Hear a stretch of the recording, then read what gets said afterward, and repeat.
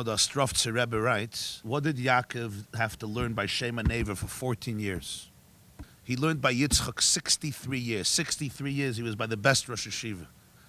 And he was even 15 years with Avram Avinu. So he ran away from Yitzchak and Rivka, escaping Esav, and he spent 14 years learning by Shem and Neva. What did he learn by Shem and Neva that Yitzchak and Avram couldn't teach? You know what he answers? Yitzchak knew how to be a Jew in Eretz Yisrael. He didn't know how to be a Jew in Galus. So he had to learn Teres HaGalus. How do you live with Lavan and maintain and build your family in Charan by Lavan? And your whole family is completely connected to the Rebbeinu Shalom. How do you do that? So he learned Teres HaGalus. It took him 14 years. We have mastered Teres HaGalus. 2,000 years, we did exceptionally well.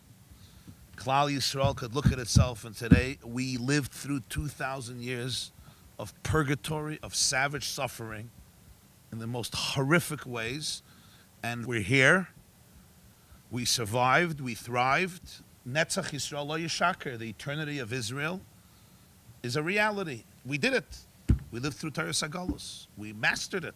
In foreign countries, dejected, downtrodden, Yiddishkeit is thriving. We know how to be Jews even when a part of us is exiled and a part of us is dejected and a part of us is anxious.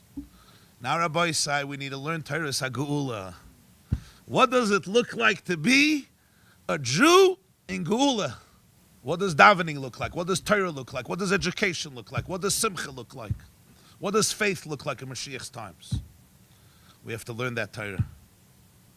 And the most important thing is become agents of it, become living, breathing ambassadors of that perspective, which is the perspective that everyone wants and everybody yearns, and that is see the goodness in yourself and in everybody else, and celebrate it and live with it, and don't let anything come in your way.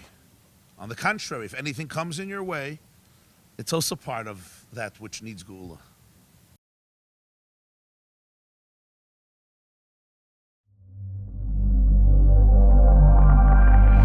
TheYeshiva.net